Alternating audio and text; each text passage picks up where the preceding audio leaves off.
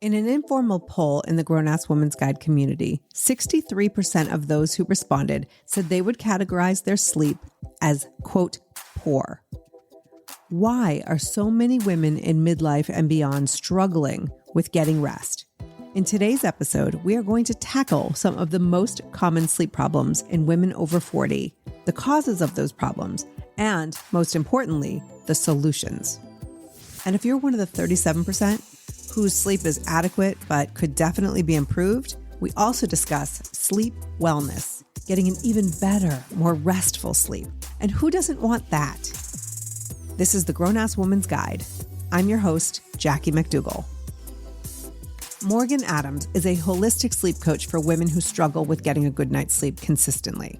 Her goal is to help women feel better and live better. She's also a former insomniac who spent almost a decade using prescription sleeping pills despite knowing that her overall sleep quality suffered. So I want to start today with the basics. What are some of the ways we can set ourselves up for a good night's sleep? Morgan says it begins with what you do in the morning. Look into the tools that are behavioral based, free and accessible. Morning sunlight is a good one. So having about 15 minutes of morning sunlight without sunglasses, that's really important. Soon as, So it's interesting because I take my morning walk probably an hour after I get up when the sun's up. So a lot of times people will have sunglasses on. And what that does, it actually kind of blocks all of the things that we want happening. So when the sunlight hits our retina without sunglasses, it sends a signal to our suprachiasmatic nucleus, which is our circadian pacemaker. And from there, there's this beautiful cascade of hormones and neurotransmitters. So the melatonin from the previous night is shut off. Your serotonin gets boosted for better mood, cortisol boosting for more energy. And then it prepares your melatonin production for the following night. So having your sunglasses on deprives you of all those beautiful things that happen to help your circadian rhythm. So that's one thing. Second thing is having a consistent wake up time. That is really a big driver in keeping your circadian rhythm very healthy. And when you have a very anchored wake up time, you're naturally going to become sleepy around the same time each night so that your bedtime becomes like a bedtime window. So if you're waking up at 6, you might become sleepy between like 10 and 11. So you don't have to give yourself that specific bedtime. And then exercise. I can't say it enough. Exercise has been proven again and again to help people get deeper sleep, increase their sleep quality, efficiency, helps them fall asleep faster. So exercise 30 minutes a day, 5 days a week. It's a free tool. You can walk, you can lift weights, do whatever, but it really does work to help your sleep.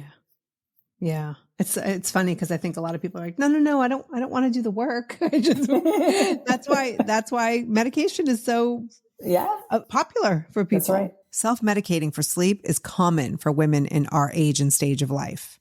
From Ambien to cannabis, melatonin to other supplements, how do we know what's right for us? It's first most important to understand why we aren't sleeping before we start throwing medication at it. I went into the Grown-Ass Woman's Guide community and I asked about their sleep. And 63% who answered before we started recording this would call the quality of their sleep poor. 63%. That's a big number. You're probably not surprised by this, but can we start with why? Your poll results line up really, really well with like the national poll. Midlife women, about half of us are having trouble sleeping. There's a few reasons why. So if you think about the most obvious reason, it's like hormones. We're in a phase of life where our hormones are starting to decline, but as they're declining, they're in major flux. It's hard to predict where they're going to be. Second reason is because women are more prone to things like anxiety and depression, which leave us more vulnerable to sleep issues. And then really the third main reason is more of a sociological, cultural phenomenon where I call us the sandwich generation, because a 45, 50-year-old woman could potentially be still raising kids at home. She could have older parents who need her help getting to and from. And that woman could also be at the top of her career game. Mm-hmm. So she has a lot of competing demands, which create a lot of anxiety and stress, which can play out in her sleep. So those are sort of the main reasons, but there are a multitude of various factors that are disrupting our sleep in this phase of life. So yes, your poll was pretty spot on with what I'm seeing. And of course, I'm biased because all the people who come to see me are obviously having trouble sleeping. Right. And I definitely want to get into that because when you think about coaches, we have business coaches and there are life coaches out there. It never would occur to me to get a sleep coach. So why would somebody want to hire a sleep coach? Yeah. So it's kind of a new type of coaching emerging. I think it's going to really explode soon. But a lot of people are struggling with their sleep. And the way I kind of describe a sleep coach, this is like in the most basic way possible. We're kind of like a personal trainer for your sleep, but we go much deeper. And a lot of us go way deeper than just being more of a personal trainer. So we are dealing with helping people with circadian rhythm alignment, helping with fixing a lot of the attitudes and beliefs and relationships that are not good about our own sleep. I think a lot of what has to happen first is changing our mindset around sleep. And that's a really big topic to get into. And then really behavioral change is at the crux of sleep coaching, because what we're doing is we're really trying to modify some maladaptive behaviors that we fall into a rut with. And those can really impact our sleep. So all sleep coaches are different, but the way that I personally work is I'm a holistic sleep coach. So I work in a variety of ways using a variety of modalities, looking at the person as a whole. And so my goal is actually to help people get better sleep without taking medications. That's a primary focus of what I do, because I had my own really crazy experience with sleep medications that we could dive into later. Yes. But I do personally understand the conundrum of sleep medications. And I truly believe in my core that we are able to sleep without assistance from those medications. My mission is to help women do just that.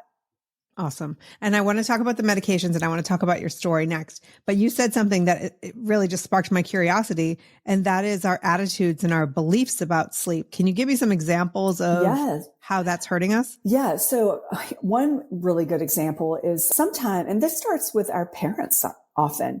So if we are not sleeping that great as children, we may be labeled a bad sleeper by our parents. And so we grow up with that label of I'm a bad sleeper. So it might not start in childhood, but we could go through a bout of insomnia and just call ourselves a terrible sleeper. Thoughts become things, right? So if you're constantly telling yourself how bad you are at something, you're probably going to continue being not great at it, right? So that's just one example. But there's so many things that we tell ourselves that, for example, I must get 8 hours of sleep. Do we really? How do we know that? That's just something that has been perpetuated that may or may not be true for each person individually. So when we're in that spiral of insomnia, sometimes we fall prey to believing things that are not necessarily going to be true. So another example is I slept terrible last night. I'm going into work. I'm going to get fired because of my performance. That's something we call catastrophizing. You're probably not going to get fired. You may not perform as well. You might perform even better. Who knows? But it's just this whole kind of predicting the future that hasn't happened yet. So we fall prey to that. So there are lots of little mind things that happen when we're dealing with that sleep struggle. Yeah. Well, I think because especially after 40, they may have been talking about it before I hit 40, but I didn't listen because who cared? But after 40, it was like, oh, sleep. Like sleep's going to lead you to have a car accident and get fired and be a terrible mother. That's what sells, right? Is that catastrophizing. And so I think we all started listening to that, like, oh, I better prioritize sleep. And the more we try to prioritize sleep and make it like this really important thing, the worse our insomnia gets, right? Yes. You hit on such a really important point. Because I'm a sleep coach and very interested in sleep, I am targeted at a lot of ads and people send me a lot of articles about sleep. And so I'm inundated with all this content. And I'm telling you, Jackie, there are so many fear-mongering headlines out there that we really need to be careful about. So you'll see things like, this will cause you to have dementia, or this is going to make you live 10 years less. And so what we really need to do is we need to really stop and kind of consider the source, consider the study that they're talking about. Sometimes I've actually seen the clickbait headline and then dug deeper into looking at the particular study. And I find some flaws with some of the studies. So you have to kind of remember that the media is trying to kind of sell you the fear tactic to get you to read what's going on. So just be leery of everything you read. Just consider the source is what I'm trying to say. Yeah. Absolutely. And that's across the board for all, but especially health. We're getting magazine headlines or this expert. And, if we don't dive in to see who the source is, we can get really caught up in it. Exactly. And, my heart really goes out to my clients who are mainly people struggling with insomnia because they see these headlines and then they email me and they're like, oh my gosh, is my health going to deteriorate? Right. And I have to kind of talk them off the ledge and say, look, you're doing a ton of other really, really great things for your health. Sleep is just one aspect of our total health. Let's control what we can control, right? And not get too swept up. Right. And so when you say that we don't all necessarily need 8 hours, how do we know how much sleep we need? The National Sleep Foundation has sort of a general recommendation of 7 to 9 hours for adults 18 to 64. 8 is right in the middle between 7 and 9. Okay. And a lot of people focus on that. But when you really look at the Sleep Foundation's actual recommendations, the fine print, what you'll see is that they say anywhere from 6 to 10 hours may be appropriate for people. So that's quite a broad range. What I encourage people to do is to really kind of find their own sleep sweet spot. And really the most simple way to do that is to go to sleep without an alarm and kind of test for yourself, like how much sleep do I need to feel good? Right. And I think if people really tap into how their internal cues, they will be able to kind of understand what their general sleep need is. And it could be 6 hours and 45 minutes for some people. Some people may feel great.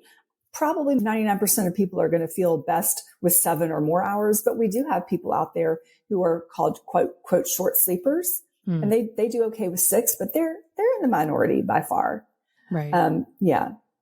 I'm not that person. Me neither. Although it is interesting. So last night I went to sleep after midnight and I still, without an alarm, I will get up around 7:30. That's just my natural rhythm. I normally get up at 6:30 because my husband gets up, but the kids are going to school and all that. But 7:30 is a good place, no matter what time. If I go to bed at 9 or if I go to bed at midnight, it's the same as far as when I wake up. So it's kind of cool. Yeah. One of the things I like about what you're doing is it's not just, it is research. You're very knowledgeable. I've followed you on social media for a long time. It's all backed in science and all that good stuff. And you actually experienced it yourself. So you know what it feels like. So can you take us back for a minute to what was going on in your life? What was happening? What were you trying? If you can just channel that former version of you. I'll take myself back. I was probably in my mid 30s when this all happened. So it was quite a few years ago. So I don't have every single thing in detail, but what ended up happening was it was a relationship problem that kicked off this bout of insomnia. And I had what we call sleep onset insomnia, which is basically trouble falling asleep. And I would lie in bed for up to 2 hours most nights waiting for sleep to happen. And after a couple months of this, I thought, okay, something has got to give.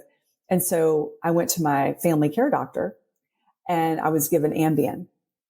And I thought, well, the doctor knows what's best. And I was a pharmaceutical sales rep at the time. So I was very open to all sorts of different medications. And there's a pill for every ill type of mentality. I really fully bought into that. And so I just took the Ambien and it did help me get to sleep a little bit sooner. However, I had a lot of residual side effects the next day. I would wake up feeling very groggy. I wouldn't actually feel fully alert until probably close to lunchtime. And that was a bother. I was very slow mentally waking up. And I had the kind of job at the time that required me to write copy very quickly. It was a PR position where I had to put out a press release. And I remember there were times when I wasn't quick enough. They were not happy with me. And it was just because I was so groggy and there was just so much residual brain fog from the Ambien the night before. I also had episodes of binge eating after I'd taken the pill. Now, knowing what I know now and having done the research, what I have found out is that 80% of people who take these types of sleeping pills have residual side effects the next day, like grogginess, trouble waking up. So it's quite common. And another thing I found out, which is really interesting, is that in 2013, the FDA asked the company that makes Ambien to change the Ambien dosage for women because women were essentially being overdosed, right? So I was basically being overdosed this whole time I was on Ambien. It wasn't a great experience at all. I think I would have probably felt clearer being slightly sleep deprived for a while than having this it felt like a hangover every day, and I wasn't necessarily drinking. So it was not a good way to feel.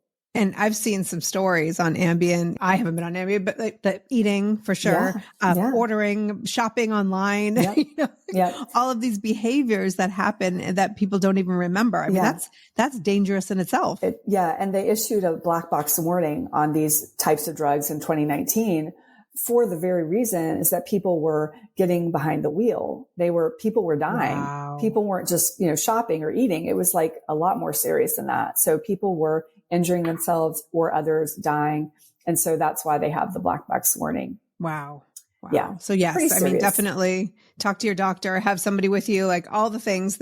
And by the way, if you're listening, like we are not giving medical advice today, so don't come at me. We're sharing some positive habits to get into and behavioral change. And I mean, I will say there is a place for sleeping pills for sure.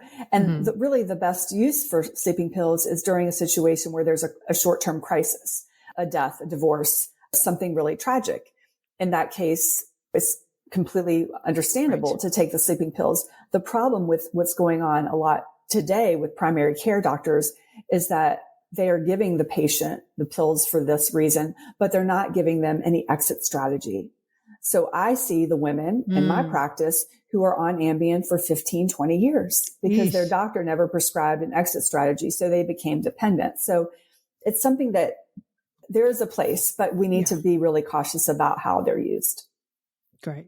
Thank you for making that point. Yeah. So let's talk about melatonin or other quote unquote natural sleep aids. What are your thoughts there? Because that's not Ambien. Yeah. So there is a whole huge market out there for sleep supplements. I mean, I get targeted these ads all the time. I bet. And generally speaking, if you look at most of the leading bodies in sleep research, all of the big wigs, they will tell you that there is really no significant evidence that these supplements help with insomnia because insomnia is a lot more complex and something like a supplement isn't going to quell a lot of anxiety. I mean, it can help, relax a little bit, but we really can't rely on supplements to mitigate insomnia. However, there is a place for sleep supplements for people who maybe are having occasional issues. Maybe they want to just optimize a little bit. So I'm not saying across the board they're useless. There are some that are quite good, but I really feel like people need to, it's a buyer beware situation because there's a lot of just junk on the market. So you just like with any supplement, you want to make sure that the manufacturer is using good practices. Things are third party tested. They're not using cheap fillers with, yucky ingredients. You just really want to make sure you're buying from a reputable source. And be willing to experiment with different things because I hear all the time, people will just DM me on Instagram. I found this supplement that works awesome. And I actually sometimes will end up buying the supplement just to see. Didn't do anything for me. So what works for you, Jackie, may not work for me and vice versa. So I think that sometimes we have to be open to experimenting. But I think at the end of the day, we have to have realistic expectations of what a supplement can do because what really moves the needle with sleep much more than supplements is a behavioral change. I feel like once you've gotten the behavioral changes lined up and that you're doing all the things, most of an 80-20 rule, you're doing most of the things in the correct way, then it's probably a good idea to add a supplement. But you can't just live just a really kind of reckless lifestyle and then expect a supplement to save you. It just isn't going to work like that. Damn. I know. Everyone's like, oh, Morgan, such a bearer of bad news. But just to go back to what you're saying, it sounds great. Make sure that the company is not putting junk in and But like as a layperson, how do we do that? Is there a website that we can go to? Like, how do we know if a company is good, a supplement is good? Yeah. So I would so this is not an ad for this particular company, but there is an online dispensary called Full Script. Okay. Yeah. And a lot of practitioners, including myself, have an account. And with any product that goes on FullScript, it's all third party tested. FullScript has vetted the brands already. Whenever I'm choosing a supplement for myself or I'm helping a client pick out a supplement, I go there first because I trust that they've done their due diligence and I don't have to do a lot of my own research. I would say maybe look into that or find a practitioner. There's so many of the practitioners have these accounts. Mm-hmm. Absolutely. The cardiologist I went to just for a checkup, that's where all of her supplements and is through FullScript. So great. Yeah. Great. Some vitamins and all that good stuff. So when we're talking about supplements, I always hear like, oh, just take magnesium. You just need more magnesium. What do you say to that? Well, I love magnesium. I think magnesium is something that most people could benefit from taking, sleep issues or not, because magnesium is involved in about 300 different enzymatic processes in our body. So I kind of look at magnesium as more of a overall wellness supplement than a sleep supplement because there's like 8 different kinds. But for the people who are struggling with sleep, I would say probably go with magnesium glycinate because that seems to have a little bit more use for sleep itself. But again, it's not going to solve insomnia. But if you have sort of an anxious temperament, it may, big letters, help with that relaxation part. Okay. So what about cannabis? Because cannabis, is everywhere. We're talking about CBD. We're talking about THC. What are your thoughts on that? Yeah. Cannabis is tricky because there's some tolerance issues. So what we find often is that people will start using cannabis. It helps their sleep for a little while, but they need to use more and more and more. And sometimes it can actually kind of backfire where your sleep actually gets worse. So it's a little interesting because I think THC in smaller amounts might be more activating and in larger amounts, it might be more sedating. So it's the dosing can be pretty confusing. Generally speaking, most sleep doctors and sleep experts are saying probably stay away from cannabis as a sleep aid because there's not a whole lot of data showing that it's beneficial long-term. Yeah. So let's talk about CBTI. Yeah. What is it and why does it matter? Yeah. So CBTI, a lot of actual primary care physicians don't really know what CBTI is because they end up recommending prescription sleep aids. So the American Academy of Physicians has recommended CBTI as first line treatment for insomnia over sleep medications. So it's more efficacious than a sleeping pill. So it's called cognitive behavioral therapy for insomnia.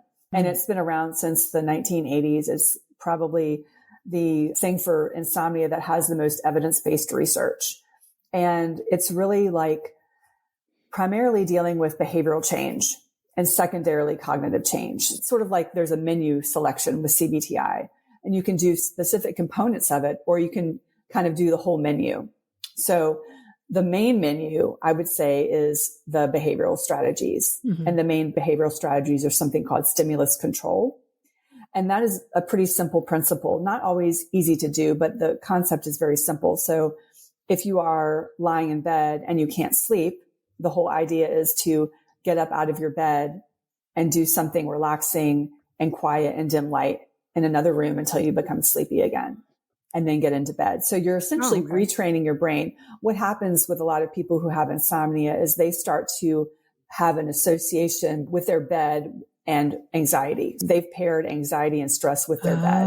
What we're working to do with stimulus control is to unpair that so that we have a really healthy pairing with sleep and our bed. Our bed is a place to sleep, not a place to worry, not a place to eat, not a place to scroll, not a place to do our work. So that's one of the essential parts of CBTI on the behavioral side. So then the other part with the behavioral side is something called sleep restriction. And it sounds like a terrible, awful name. I like to call it either sleep compression or sleep quality training. And so what that is imagine somebody who has insomnia. They are in bed trying to sleep, but they're in bed for 10 hours and they're only producing 7 hours of sleep, right? So what we're trying to do is we're trying to match the time in bed that they're actually asleep. So we may prescribe a sleep window that is 7 hours, which is the amount of sleep they're able to produce. So essentially we're trying to boost the quality by compressing it into a smaller chunk. right? So that's like the other part of the behavioral part of CBTI. On the cognitive piece, we kind of touched on this earlier. It's a lot of reframing unhelpful attitudes and beliefs about sleep. So it's that whole, if I don't get enough sleep tonight, I'm going to just be miserable tomorrow. It's just, my day is just going to be ruined. In essence, like, how do we know that? Also think about all the times we've had bad sleep.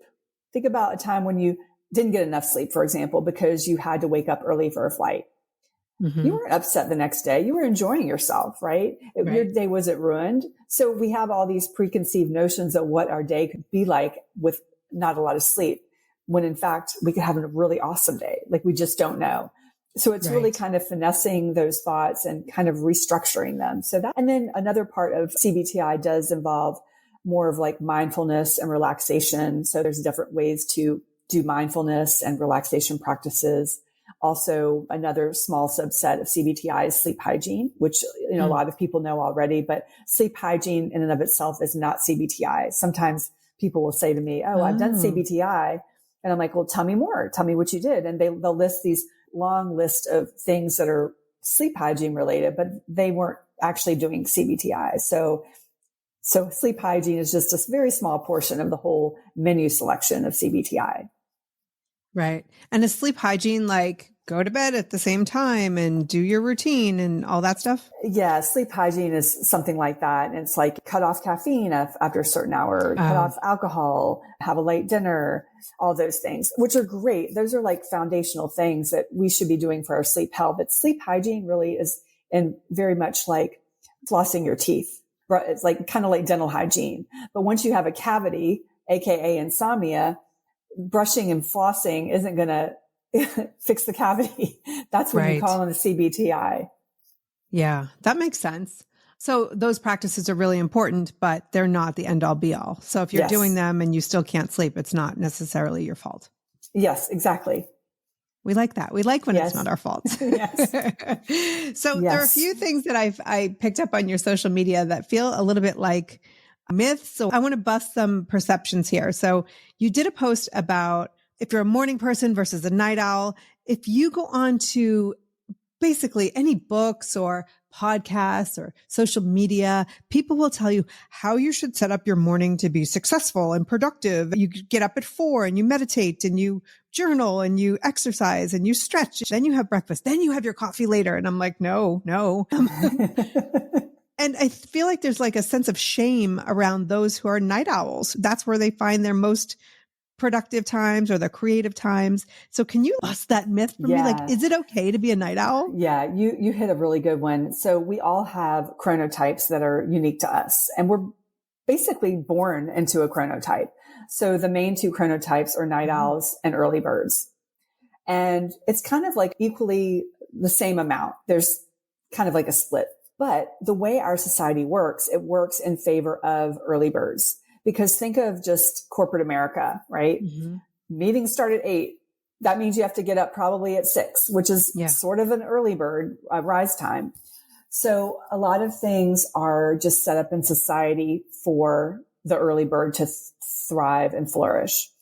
And night owls, on the other hand, they tend to want to go to bed later. And as a consequence, they may want to sleep in a little bit later.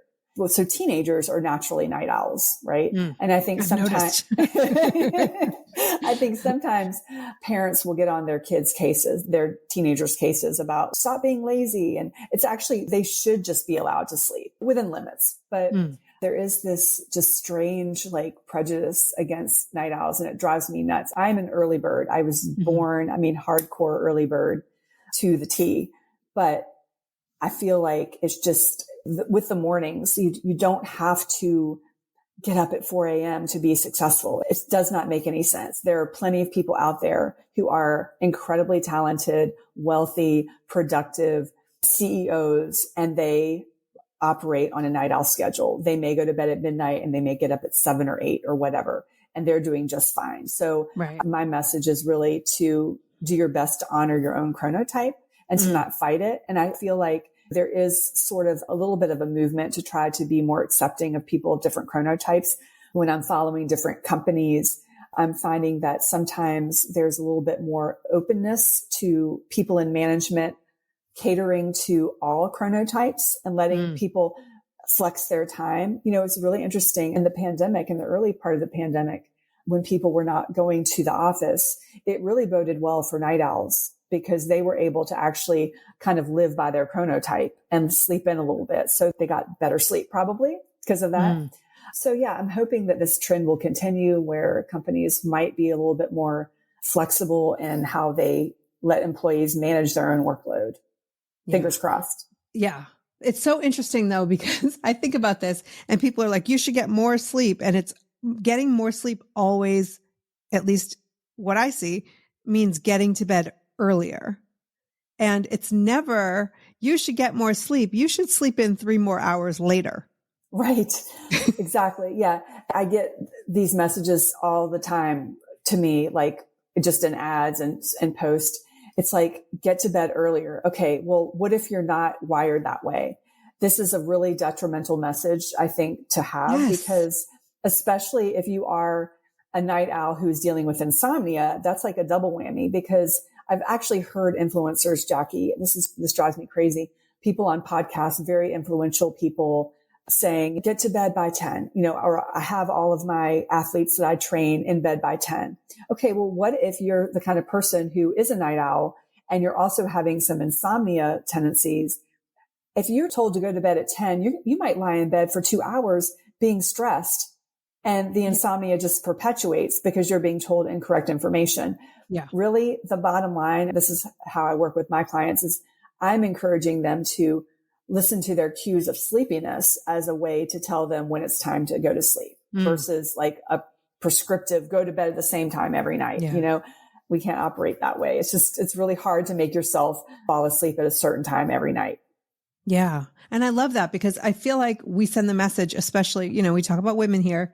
We're doing everything wrong.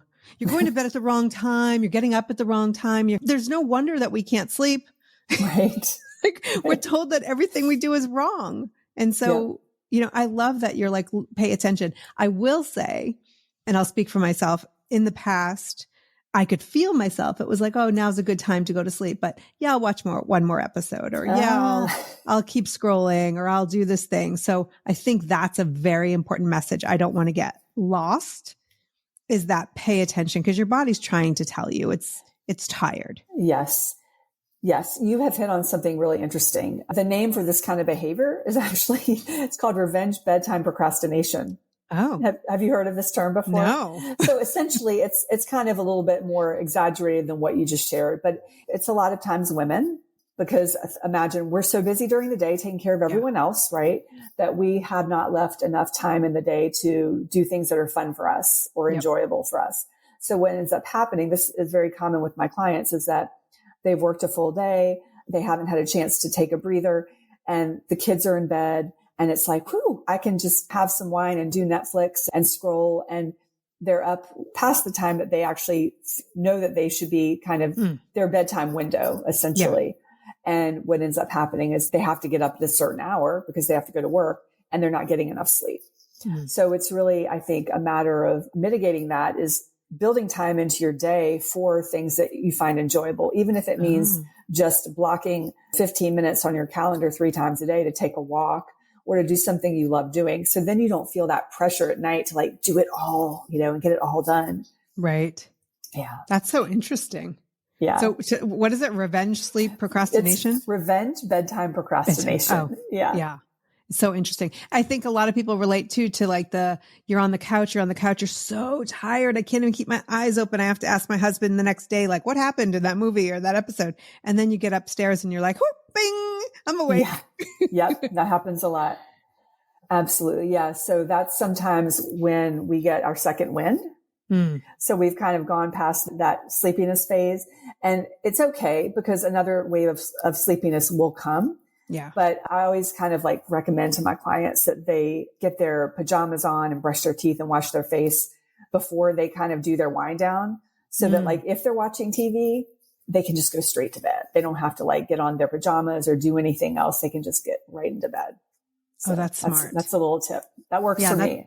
That's a game changer. I think if I were ready, because the idea of having to go upstairs and brush my teeth and floss and wash my face and all that stuff is like, I'll just stay here on the couch a little bit longer, but I really want to be in that bed. So that's a game changer. Thank you. Yeah. And another thing that I saw you talking about was blood sugar. Sleep has a direct impact on your blood sugar? Yeah. Sleep has actually a bidirectional relationship. Sleep and blood sugar have a bidirectional relationship. So if we are having a low blood sugar issue, what can end up happening is that we could have an awakening at 2 or 3 in the morning because the low blood sugar creates a cortisol and adrenaline spike. And then we're awake. And then we end up becoming like we don't have enough sleep the next day. And so our blood sugar becomes a little dysregulated. So there's this sort of like vicious cycle that keeps happening. So what I really recommend to my clients is to make sure that we're starting our day having a blood sugar balancing breakfast, that contains like at least 30 grams of protein, without having what we call naked carbs. So we grew up in the era, right, where we had, was so me. It was like instant oatmeal and cereal for breakfast. Yeah. That was like our breakfast, right? Because we grew up in the 70s and 80s and that's what we ate. And as a result, we end up being really hungry and our blood sugar is sort of all over the place during the day. And when our blood sugar is imbalanced during the day, it can actually spill over into the night. So it creates this kind of ripple effect. So really just making sure that we have that blood sugar balancing breakfast and then making sure our meals throughout the day have a decent amount of protein, fat, and a small amount of complex carbs so that we go into the nighttime with some blood sugar balance. Interesting. Yeah. I remember when I was pregnant with my first son and I had gestational diabetes and they had me having a snack before bed, a very simple, like the right amount of carbs and protein and fat just before I went to keep my blood sugar from spiking or dropping. Yeah, that's very, very similar to what I just said. Yeah. It really can help a lot of people. It's not going to solve across the board issues for people who are waking up for different reasons. But if blood sugar is an issue, it's a really good little hack to try. Yeah. Awesome. Okay. So I have a couple of questions from the community, if you're cool with that. We're right on the same track here. So Myrna says, I'd like to know why after going a stretch of time sleeping through the night, I've suddenly started waking up at 4 a.m. I'm not hungry, thirsty, and don't need to use the bathroom. 4 a.m. and I'm wide awake. By 7 a.m., I'm ready to sleep again, but it's time to get up and start the day. What would you tell Myrna? This is very, very classic. So this is probably due to some kind of hormonal fluctuation. So I would say do her very best to not like 4 a.m. is like a rough time. This is a really tricky one, Jackie, because listen, I don't expect that we're going to solve the world's problems today. Like this is a great start. This is a great conversation. First of all, is Myrna alone? Is this common? Yeah, it happens to me. Yeah. Well, I actually started taking a supplement because I had the same problem as Myrna. Really? Yeah. So I started taking the supplement after hearing about it on a podcast interview. There's a company called Symphony Natural Health that makes a plant melatonin called herbatonin. And the woman who is the chief scientific officer there was sharing that she had perimenopausal wake up issues between 2 and 4. And I was having them as well. She said that the herbatonin was helping her sleep later and not have those early morning awakenings. So I ended up trying it myself and it actually did work. Awesome. So it's not a surefire thing for everybody, but I feel like with herbatonin, it's made with rice, chlorella, and algae. So it's not a synthetic melatonin, which has like probably 13 different potential contaminants. So in that case, I would say, I don't like to blanket recommend supplements because we need to make sure, like I said before, if you're taking supplements, you really want to make sure that your behaviors are dialed in. But let's just assume that Myrna's behaviors are dialed in as mine were, then maybe adding a supplement like an herbatonin on top of that could potentially help. But it's a really tricky one. If 7 a.m. is her wake up time, that's a long time to wait in bed, so she could do stimulus control at 4 a.m. That's a possibility. That whole get up and go into another room and do something, that would probably be another option. There are a few options, but it's probably one of the most common sleep issues that I hear about. Really? And I love that, the advice is not blanket, like a blanket advice for everyone, just like sleep needs are not the same for everyone. And so I think that's great. Like these are potentially some of the solutions. Try them and see for yourself. So that's great. Okay. Tracy says, How long does it take your body to get into a new rhythm? I'm used to only getting an average of 5 hours of sleep, 1 a.m. to 6 a.m. Been a night owl my whole life, so rarely in bed before midnight.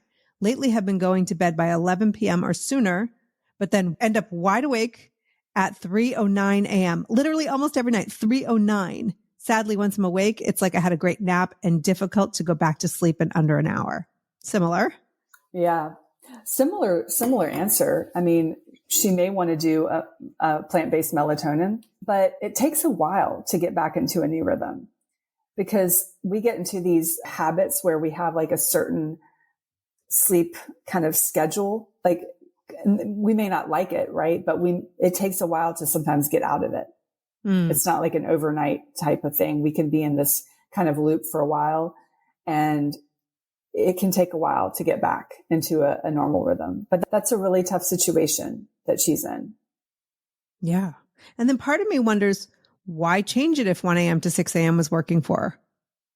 Well, my answer to that would be like 5 hours isn't really enough sleep for people. I mean, that's what I would call inadequate sleep. So we would want to find a way to either let her sleep in a little bit later, but I would hesitate on saying have her go to bed earlier because she is a night owl. We don't want to put that pressure on her to go to bed earlier. Right. So, and then Dana just had a comment that said, my sleep is different every night, but rarely is it actually restful. So what do you do with that inconsistency? Yeah. So when people are finding that their sleep is not restful and they've gotten enough sleep and they're, quote, doing all the right things that they can think of, and that feeling of not feeling rested could be a potential sign that there's some sleep apnea going on. So if you're feeling a lot of sleepiness the next day, even though you've gotten like the 7 hours that you normally get, I would probably talk to your doctor, because what ends up happening when women are in midlife is that with our hormones changing and getting less estrogen and progesterone, those female hormones actually protect the airway. So what we find is that when midlife happens for women, our rates of sleep apnea are basically matched to those of men our same age. What ends up happening is that women go undiagnosed with sleep apnea. So about 90% of women go undiagnosed with sleep apnea, which is a huge 90%. And I've had clients who've come to me, and as we've worked together, we've figured out that they have actually insomnia and sleep apnea. So the sleep apnea has to get dealt with immediately, because if you're working with somebody who has insomnia and their sleep apnea isn't getting any better or is not being dealt with, what you're doing with them is not going to be as effective. So the sleep apnea needs to be dealt with first. Right. So I would say talk to your doctor if you can't figure out why you're sleepy the next day and you just don't feel rested. That could be a sign. Not for everyone, but it's a good way to get that screening done and just kind of know for sure. At least rule it out. That's great. Thank you. You know, it saved me and my sleep. So my husband is a big snorer, and at the pharmacy, like Walgreens, he got a mouth guard that I don't know how it works. Like it just aligns things in a better way that he doesn't snore as much. In fact, I know when it fell out of his mouth because he'll be snoring. But not only am I sleeping better, but he's sleeping better. Interesting. Yeah. It was literally a snore mouth guard, like over the counter. I did not have high hopes for it, but it probably improved both of our sleep by 75%. Yeah, that's very interesting. Yeah, I haven't really heard of those in a drugstore before. Yeah, I'll have to find the packaging or something and link to it. And they're not a sponsor, but they should be. They should be. Because they save on marriage. I was really considering that like separate bedroom thing, which I got to do an episode on those people who have separate bedrooms because it's kind of brilliant, you know. Yeah, it is brilliant. So I know that you have a free sleep reset mini course. I'm going to link to that in the show notes. Can you tell my audience what they might expect from something like that? Like I would never thought I would take a course to learn how to sleep. So this is actually a little mini course that I put together that's really specifically about morning and evening routines. Okay. It's really for people who don't have anything in place at all and kind of want a place to start with a morning and evening routine. It's quite general, so it may need to be tweaked according to your own preferences, but it's really for people who kind of like, where do I start? Kind of like 101. How do I give myself some structure in the morning? What are some things I should be doing in the morning? And what are some kind of foundational things I should be doing in the evening?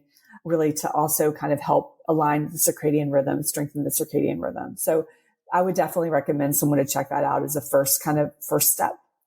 Awesome. And then if they need a little bit more support, you have a free introductory call. Yeah, I have something called a sleep clarity call. So if you are still struggling, I can get on the phone with you. You can share what's going on, and I can help you get to the root cause and give you a couple pointers to maybe fix things. Yeah. To connect with Morgan, check out her mini course or schedule a free consult. Visit grownasswoman.guide/episode 189. What is the one thing you want someone to take away from this episode? The one thing I would have you take away is that the easiest way, the most effective way to get your sleep back on track are behavioral interventions. It's not necessarily a biohack or some kind of fancy tool. All the things that we need really to get better sleep are either free or they're very accessible, almost free. You don't need to spend a ton of money on different gadgets and supplements. If you can nail down some of the basic behavioral principles, then you should be in a much better position to get better sleep. Awesome. Thank you. And we talked about many of those principles here today. Morgan, thank you so much for doing this. I really appreciate it. You are so welcome. It's been a pleasure. Thank you so much for listening. For more information, links to related episodes, and a transcript of this episode, visit grownasswoman.guide/episode 189. And let's connect on social media. I'm at grownasswoman.guide. Until next time, you are a grown-ass woman. Act accordingly. The Grown-Ass Woman's Guide is produced by Grown-Ass Creative, a media and marketing agency powered by grown-ass women over 40. Spring has sprung, and with the change of seasons, sometimes comes an increase in vitality. If you're feeling in the mood for a little more personal time, may I suggest Coconut. Coconut is all about providing clean and natural ingredients when you're enjoying your most intimate moments, with or without a partner. Naturally safe products developed by people who are obsessed with quality. Get 15% off with promo code GROWNASS at grownasswoman.guide/Coconut. That's 15% off with promo code GROWNASS at grownasswoman.guide/Coconut.